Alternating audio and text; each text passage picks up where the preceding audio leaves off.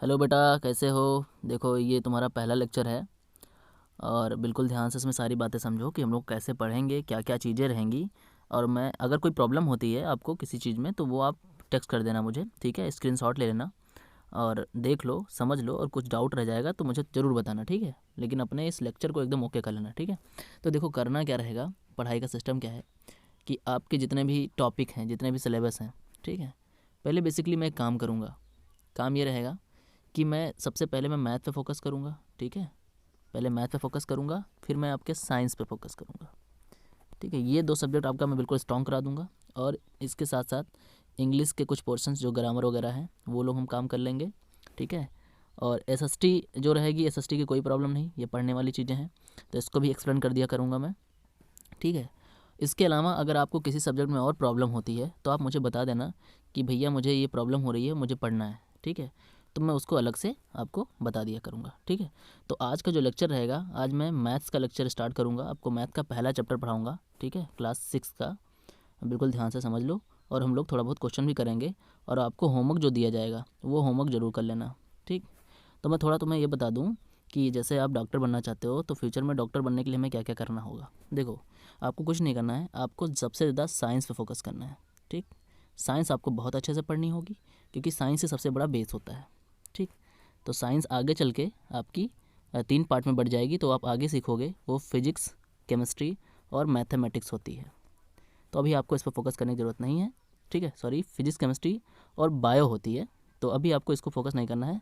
बस जान लो नॉर्मली कि आपको पहले 6 में आप पहुंच चुके हो, 6 से आपको 12th में पहुंचना है।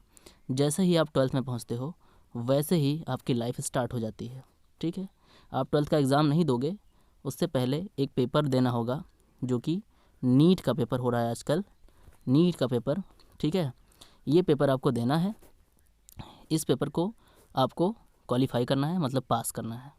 उसके बाद आपको कॉलेज मिल जाएगा। अगर आप बहुत अच्छा नंबर लेके आते हो तो आपको एम्स कॉलेज मिलेगा। एम्स मतलब कि इंडिया का सबसे बड़ा कॉलेज, डॉक्टरी का सबसे फेमस कॉलेज। फिर आपको यहाँ से एमबीबीएस, ठीक है, यानी डॉक्टर की डिग्री दी जाएगी। आपको यहाँ 5 साल पढ़ना होगा, ठीक है? और आपके उसके बाद आपको एमबीबीएस की डिग्री मिल जाएगी, आप डॉक्टर बन जाओगे। तो कोई टेंशन नहीं है, मैं सारी चीज़ आपको बताऊँगा। बट अभी आप क्लास 6 में हो तो उसके अकॉर्डिंग आपको सारा वर्क फिनिश करना है, ठीक है? तो आओ स्टार्ट करते हैं आज का लेक्चर। हाँ बेटा, तो ये आपका पहला चैप्टर है, नोइंग आर नंबर्स, ठीक है? ये आपका फर्स्ट चैप्टर है। आप मैच करा लो अपने बुक से कि ये चैप्टर है या नहीं है, या इसमें जो भी टॉपिक स्टार्ट होंगे वो आपके बुक से मैच कर रहे हैं या नहीं कर रहे हैं, ठीक है? तो मुझे थोड़ा इन्फॉर्म कर देना, अगर मैच कर रहा होगा तो ठीक है, अदरवाइज़ मुझे बता देना, मैं बुक को चेंज कर दूँगा, ठीक है? चलो स्टार्ट करते हैं। तो देखो, क्या है, एक चीज़ मैं और बता दूं आपको बेटा कि देखो, मैं आपको पढ़ा रहा हूं तो इसका ये मतलब नहीं है कि आप केवल 6th क्लास से ही कुछ पूछ सकते हो, ठीक है? अगर आपको कुछ समझ में आता है दुनिया से, वर्ल्ड से, ठीक है, कोई भी चीज़ अगर आपके सामने आती है और आपको पूछना है तो आप मुझसे पूछ सकते हो, ठीक है? मैं सबका आपको जवाब दूंगा, ठीक है? तो आप कमज़ोर नहीं पढ़ना है, आपको सबसे बेहतर करना है, अपनी क्लास में नंबर 1 बनना है, ठीक है? तो आप क्या काम करो, एक कॉपी और एक बढ़िया सी पेन लेकर के बैठ जाओ और सारी बातें नोट करते जाओ। तो पहला टॉपिक स्टार्ट होता है, कंपेयरिंग नंबर्स क्या होते हैं। कंपेयरिंग मतलब कि दो नंबर्स को देखो, मिलाओ, उनमें से कौन सा बड़ा है, ठीक है, या कौन सा छोटा है। जैसे यहाँ देखो, ये नंबर्स लिखे हैं, इसमें लिखा हुआ है आई एम द ग्रेटेस्ट।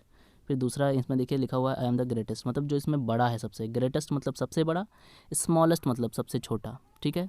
तो कंपेयरिंग का मतलब है छोटा या बड़ा। तो बहुत आसान है इसको कंपेयर करना किसी भी चीज़ को। जैसे मैं आपको कह दूं कि यहाँ पे 5 है और यहाँ पे 7 है, तो कंपेयर करो इस चीज़ को। कंपेयर मतलब क्या, कि ये बड़ा है, ये बड़ा का साइन हो गया, ठीक है?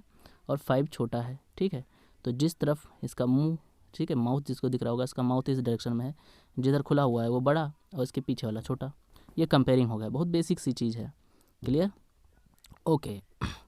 आगे आप देख रहे हो यहाँ पे, तो जो हमारा पहला ये पॉइंट स्टार्ट हो रहा है यहाँ पे, आप देख रहे हो क्वेश्चन नंबर फर्स्ट। मैं थोड़ा समझाता, ट्राई है पर समझते चलो हर चीज़। Use the given digit without repetition and make greatest and smallest 4 digit number. आपको 4 अंकों की सबसे बड़ी, ठीक है, यानी कि 4 डिजिट की सबसे स्मॉलेस्ट और सबसे ग्रेटेस्ट बनानी है।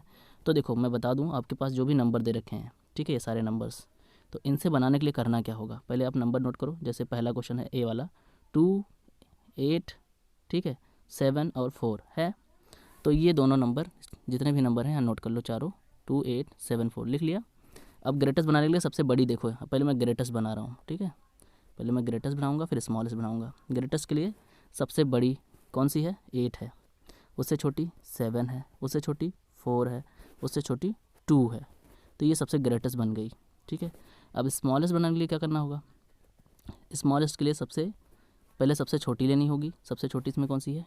2 है, उससे बड़ी 4 है, उससे बड़ी 7 है, उससे बड़ी 8 है। तो आप समझ गए होंगे कि हम स्मॉलेस्ट और ग्रेटेस्ट कैसे बनाते हैं। बस एक केस ध्यान रखना है आपको, जैसे मैं यहाँ पे दिखा दूँ, ये देखिए क्वेश्चन नंबर ये जिसमें 0 आ गया हो, ठीक है। तो इसमें ग्रेटेस्ट बनाओगे तो ग्रेटेस्ट के लिए क्या होगा? ग्रेटेस्ट के लिए सबसे पहले बड़ी 7, फिर उससे छोटी 5, उससे छोटी 4, उससे छोटी 0। ग्रेटेस्ट तो आपका बन गया। बट स्मॉलेस्ट में अब ऐसा ना करना आप कि 0 पहले लिख लो, ठीक है। पहले जो सबसे छोटी है गिनती, जो डिजिट आपको दिख रही है सबसे छोटी, वो लिखोगे। सबसे छोटी 4 है वो लिखोगे, उसके बाद 0 लिखना होगा आपको, ठीक है। फिर उससे बड़ी, फिर उससे बड़ी, ये बात ध्यान रखना 0 वाले केस में, ठीक है। तो स्मॉलेस्ट और ग्रेटेस्ट आसानी से लिख सकते हो। क्लियर? ओके। आगे देखो यहाँ पे, now make the greatest and smallest 4 digit number by using 1 digit twice. तो ये हो गया। तो यहाँ पे आप क्या काम करोगे कि ट्वाइस का मतलब ये होता है, डिजिट ट्वाइस मतलब कि 2 बार यूज़ करना है। तो जैसे हमें 4 डिजिट की बनानी है, तो यहाँ पे अपने देख रहे हो क्या है, 3 है, 8 है और 7 है। तो हम अगर इसकी 4 डिजिट की बनाना चाहें तो देखिए यहाँ पे 4 डिजिट तो पहली बार है नहीं। तो यहाँ पे क्या है, पहला नंबर ये है, आपको क्या लिखना होगा? सबसे बड़ी, तो 8 लिखा। उसके बाद आपको जो बड़ी वाली है वही 2 बार रिपीट करना होगा, ट्वाइस करना होगा, ठीक है। तो 7 और 3, तो ये बन गई 4 डिजिट की सबसे बड़ी नंबर। क्लियर है? जो सबसे बड़ी वाली होगी उसी को रिपीट कर देना, 2 बार कर देना, मतलब कि ट्वाइस कर देना है आपको, ठीक है। इस बात को ध्यान रखिएगा, ठीक है। तो ऐसे ही क्वेश्चन है। तो अभी हम लोग आगे देखेंगे बहुत सारे क्वेश्चंस। अभी हमारा एक्सरसाइज नहीं आया है, तो अभी मैं समझाने की कोशिश कर रहा हूँ। देखो, फिर इसमें एक 2 टॉपिक आगे, असेंडिंग और डिसेंडिंग। इसका क्या मतलब है? असेंडिंग मतलब कि बढ़ते हुए, ठीक है। जैसे कि हमने लिखा 3, 2, 5, 4, ये 4 नंबर लिखे हुए हैं, इनको असेंडिंग ऑर्डर में लिखना है। असेंडिंग ऑर्डर का मतलब ये है कि बढ़ते हुए, ठीक है। मीन्स सबसे छोटा वाला पहले लिखोगे, सबसे छोटा वाला 2 है, फिर आपका 3 है, फिर आपका 4 है, फिर आपका 5 है, ठीक है। बीच में कॉमा लगाते जाओगे, तो ये हो गया आपका असेंडिंग ऑर्डर, ठीक है। डिसेंडिंग ही लिखोगे तो सबसे बड़ी पहले, यानी कि घटते हुए, फिर उसके बाद 4, उसके बाद 3, उसके बाद 2, ये हो गई डिसेंडिंग। अब बात समझ में आ गई? देखो, पॉइंट्स को क्लियर करते चलो, नोट डाउन करते चलो, तो प्रॉब्लम नहीं होगी। क्लियर? ये 2 क्वेश्चन आप हमें करके भेजोगे, ठीक है। असेंडिंग ऑर्डर और डिसेंडिंग ऑर्डर। असेंडिंग मतलब बढ़ते हुए, सबसे बड़ी वाली वैल्यू पहले, ठीक है। डिसेंडिंग मतलब घटते हुए, सबसे छोटी वाली वैल्यू पहले, ठीक है। तो असेंडिंग और डिसेंडिंग आपको समझ में आ चुका है। क्लियर? आगे देखो, फिर आएगा आपके सामने प्लेस वैल्यू निकालना, ठीक है। बहुत इंपॉर्टेंट चीज़ है ये प्लेस वैल्यू। प्लेस वैल्यू हम कैसे निकालते हैं, और आसान भी होता है, शायद आपने पढ़ भी रखा हो छोटी क्लासेस में। तो प्लेस वैल्यू निकालने के लिए आपको क्या करना है, आपको कुछ नहीं करना, बस ये देखिए, ये जो वैल्यू है, ठीक है, इस पे पहले आपको काउंटिंग करनी होगी। थोड़ा मैं जूम कर दूं ताकि आपको क्लियर समझ में आए। देखो, पहले आपको ये, जैसे मैंने ये नंबर ले लिया 89324, तो आपको करना क्या होगा, पीछे से बैक साइड से आपने पहले 4 लिखना है, ठीक है। 4 में 1 से मल्टीप्लाई, जैसे यहाँ देख रहे हो आप, फिर आपको प्लस लगाना है, फिर आपको सेकंड डिजिट 2 है आपका दिख रहा है यहाँ पे, ठीक है। तो फिर 2 में क्या करना है, 10 से मल्टीप्लाई, ठीक है। उसके बाद फिर प्लस करके फिर थर्ड पे लिखना है, थर्ड नंबर कौन सा है, 3 है, इसमें फिर 100 से मल्टीप्लाई, फिर उसके बाद 9 लिखना है, इसमें 1000 से मल्टीप्लाई। ऐसे ही करते आपको जितने नंबर्स होंगे यहाँ पे 1, 10, 100, 1000, ठीक है, 10,000, ऐसे ही करते मल्टीप्लाई करते चले जाना है, ठीक है। तो ये क्या होती है, एक डिजिट की प्लेस वैल्यू होती। और अगर आपको और आसानी से समझना है तो वो पूरी नंबर आप लिख लोगे, ठीक है। 8 लिख लिया आपने, 9 लिख लिया, 3 लिख लिया, 4 लिख लिया और 2 लिख लिया। तो आपको करना क्या है कि आपको जो पहला वाला है, इसको क्या पढ़ते हैं आप जानते होगे, इसको कहते हैं 1, ठीक है। इसको कहते हैं 1, इसको कहते हैं टेंस, ठीक है। इसको कहते हैं 100, इसको कहते हैं 1000, इसको कहते हैं 10,000, ठीक है। ये आपको पता होगा। तो क्या काम करोगे, ये वाले किनारे वाले वैल्यू ऐसे 2 नोट कर लिया, फिर आया 4, 4 ऐसे आपने नोट कर लिया। उसके बाद कितने डिजिट बच रहे हैं, एक डिजिट, तो एक जीरो बढ़ा दो। ऐसे ही 3 आप करोगे तो क्या हो जाएगा ये, उसके बाद कितने डिजिट हैं, 2 डिजिट बचे हैं ना, तो आपको 2 जीरो बढ़ा देना है। फिर आप 9 नोट करोगे तो 9 के बाद कितने डिजिट हैं, यहाँ पे 3 डिजिट हैं, तो 3 जीरो आप यहाँ बढ़ा दोगे। ऐसे 8 की बारी आएगी तो 8 के बाद कितने डिजिट आपको दिख रहे हैं, 4 डिजिट दिख रहे हैं, ठीक है, तो 4 जीरो बढ़ा दोगे। बात समझ में आ गई। फिर आपको इसको नीचे वाले साइड से सबको ऐड करना है। नीचे वाले साइड से मतलब सबसे पहले 80,000 है, ठीक है, तो पहले आप लिखोगे 80,000, ठीक है, फिर आप लगाओगे प्लस, फिर आप लिखोगे 9,000, ठीक, फिर आप लगाओगे प्लस, फिर आप लिखना है 300, ठीक है, फिर लगाओगे प्लस, फिर आपको लिखना है 40, फिर लगाओगे प्लस, फिर आपको लिखना है 2। तो ये सबकी प्लेस वैल्यू आ चुकी है, ठीक है।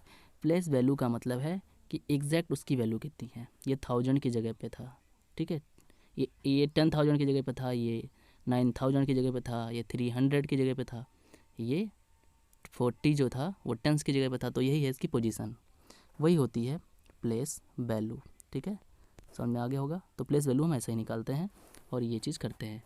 लेकिन इसी क्वेश्चन में अगर जैसे 8 9 और अगला क्या है 3 4 2, अब इसमें पर्टिकुलर केवल एक का पूछा होता कि what is the place value, इस क्वेश्चन में पूछता what is the place value of 3, तो केवल 3 का निकालते हैं आप। तो 3 का कितना होता है, 3 लिख कर कितने डिजिट हैं उसके बाद 2, तो 2 जीरो बढ़ा दो, मतलब कि 3 का प्लेस वैल्यू 300 है। ओके, तो ऐसे एक का अगर एक एक का पूछता तो ऐसे करोगे, ठीक है, और सारे का पूछता है तो आप पीछे जैसे सीखा है वैसे करोगे। ओके, तो आई थिंक आपको समझ में आ गया। अब यही चीज़ अगर एक्सपेंसन पूछता है, किसी क्वेश्चन में एक्सपेंसन पूछ लिया, वही नंबर्स हैं, तो सेम जो आपने अभी सीखा है प्लेस वैल्यू निकालना, सेम वही एक्सपेंसन में भी आप करिएगा। एक्सपेंसन भी सेम थिंग है। ओके, तो एक्सपेंसन में वही चीज़ करना, आपको कुछ सोचना नहीं है। देखिए यहाँ भी लिखा है वंस टेंस 100, यहाँ पे वंस टेंस 100 1000, और वही चीज़ की गई है, ये रही प्लेस वैल्यू, वही चीज़ होती है एक्सपेंसन। क्लियर, तो एक्सपेंसन और ये दोनों ही चीज़ प्लेस वैल्यू दोनों ही चीज़ सेम चीज़ थी, ठीक है, तो ये चीज़ है।